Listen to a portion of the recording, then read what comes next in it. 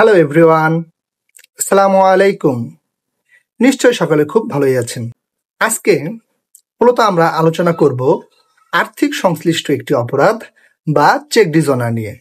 আপনাদের সামনে আমি হাজির আছি, Mohammad Saiful Islam, sub inspector, Bangladesh police.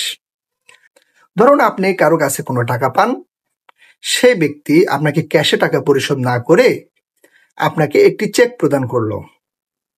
এখন আপনি সেই চেকটি প্রাপ্ত হয়ে যখন ব্যাংকে গেলেন, তখন দেখা গেল যে ব্যাংকের অফিসার সেই টাকা আপনাকে পরিশোধিত না করে সেই চেকটি আপনাকে ফেরত দিয়েছে। তখনই মূলত এখানে একটি অপরাধ সংঘটিত হয়ে যায়, যেটা চেক ডিজঅনার নামে পরিচিত। তাহলে জানা যাক চেক ডিজঅনার বিষয়টা কি। এ বিষয়ে জানতে আমাদের এনআই অ্যাক্ট বা নেগোশিয়েবল ইনস্ট্রুমেন্ট অ্যামেন্ডমেন্ট অ্যাক্ট সম্পর্কে কিছুটা জ্ঞান আহরণ করতে হবে। ধরুন কোনো একটি ব্যাংকে আপনার একটি অ্যাকাউন্ট আছে। আপনি কোনো নির্দিষ্ট একটি ব্যক্তিকে কোনো নির্দিষ্ট পরিমাণ টাকা পরিশোধের জন্য সেই অ্যাকাউন্টের বিপরীতে একটি চেক ইস্যু করলেন এবং আপনার উক্ত অ্যাকাউন্টে রক্ষিত টাকার পরিমাণ চেকটিতে উল্লেখিত টাকা পরিশোধের অপর্যাপ্ততার কারণে বা অন্য কোনো কারণে ব্যাংক কর্তৃক অপরিশোধিত অবস্থায় ফেরত আসে। এই যে ব্যাংক কর্তৃপক্ষ টাকা পরিশোধ না করেই চেকটি যে আপনাকে অপরিশোধিত অবস্থায় ফেরত প্রদান করলো, এই বিষয়টাই হচ্ছে চেক ডিজঅনার। এবং যখন এ ধরনের একটা ঘটনা ঘটে যাবে, তখন চেক ডিজঅনারের এই বিষয়টি একটি অপরাধ হিসেবে গণ্য হবে। এক্ষেত্রে চেক প্রদানকারী ব্যক্তিটি অপরাধী হিসেবে গণ্য হবে। তার বিরুদ্ধে এই অপরাধ প্রমাণিত হলে তিনি 1 বছর পর্যন্ত কারাদণ্ড বা চেকে উল্লেখিত অর্থের 3 গুণ পরিমাণ অর্থদণ্ড বা উভয় দণ্ডেই দণ্ডিত হতে পারেন। অর্থাৎ যদি কোনো ব্যক্তির এরকম চেক ডিজঅনার হয় এবং তার বিরুদ্ধে মামলা করা হয় এবং সেটা সত্য বলে প্রমাণিত হয়, তাহলে চেক প্রদানকারী ব্যক্তির প্রদেয় চেকে যদি উদাহরণস্বরূপ 5 লক্ষ টাকার কথা উল্লেখ থাকে, তাহলে আদালত তার বিরুদ্ধে শাস্তিস্বরূপ তার 3 গুণ অর্থাৎ 5 গুণন 3 বা 15 লক্ষ টাকার অর্থদণ্ড প্রদান করতে পারে। এখন আমরা জানব মূলত কি কি কারণে চেক ডিজঅনার হয়ে থাকে। 1. যদি চেক প্রদানকারী ব্যক্তির অ্যাকাউন্টে পর্যাপ্ত টাকা না থাকে। 2. যদি স্বাক্ষর মিল না থাকে। 3.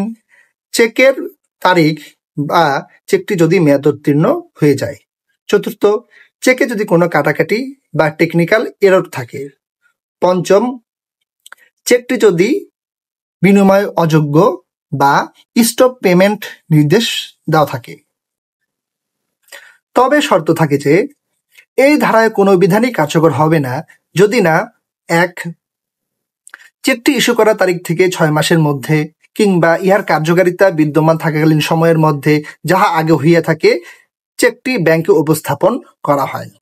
চেকটির ধারক বা ক্ষেত্র বিশেষে চেকটির প্রাপক যদি চেকটি অপরিশোধিত অবস্থায় ফেরত আসার বিষয়টি অবগত হওয়ার 30 দিনের মধ্যে চেক প্রদানকারী ব্যক্তিকে চেকে উল্লেখিত টাকা পরিশোধের জন্য লিখিত নোটিশ প্রদান করে। তৃতীয়ত, লিখিত নোটিশ প্রাপ্তির 30 দিনের মধ্যে চেক প্রদানকারী ব্যক্তি যদি চেকটির ধারক বা প্রাপককে নির্ধারিত অর্থ পরিশোধ না করে থাকে।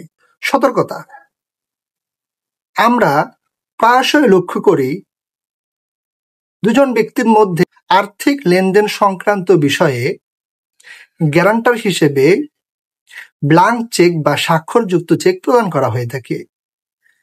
আপনাদের জ্ঞাতার্থে জানাতে চাই, ব্ল্যাঙ্ক চেক প্রদান করাও কিন্তু একটি অপরাধ।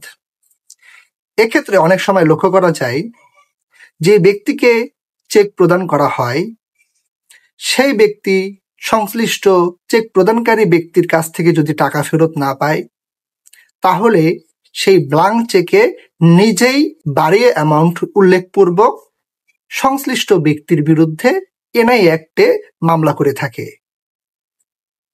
আপনাদের জ্ঞাতার্থে জানাতে চাই, যারা এ ধরনের চেক প্রাপ্ত হয়ে পরবর্তীতে চেকে ট্যাম্পারিং করে বা পাওনাকৃত অর্থ বাড়িয়ে আপনি এনআই অ্যাক্টের মামলা করবেন, এটা কিন্তু আপনার বিরুদ্ধেই পরবর্তীতে যদি প্রমাণিত হয় আপনি সংশ্লিষ্ট চেকটি টেম্পারিং করেছেন বা জালিয়াতি করে বেশি টাকা উল্লেখপূর্বক এনআই অ্যাক্টের মামলা করেছেন, তাহলে আপনার বিরুদ্ধেই তখন উল্টো আইনানুগ ব্যবস্থা গ্রহণ করা হবে।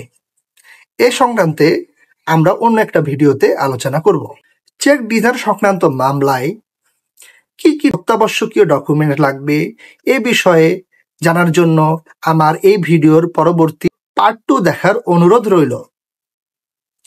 আইনের এই খুঁটিনাটি বিষয়গুলো জানার জন্য আমার সাইফুল স্টক বা সাইফুলের আলাপন পেজের সাথে সংযুক্ত থাকুন। আমার ইউটিউবে সাইফুল স্টক বা সাইফুলের আলাপন নামে একটি ইউটিউব চ্যানেল আছে, আপনারা সেই চ্যানেলটি সাবস্ক্রাইব করুন। যদি উপকৃত হন তাহলে কাছের বন্ধু বান্ধবের সাথে শেয়ার করুন। ধন্যবাদ সকলকে।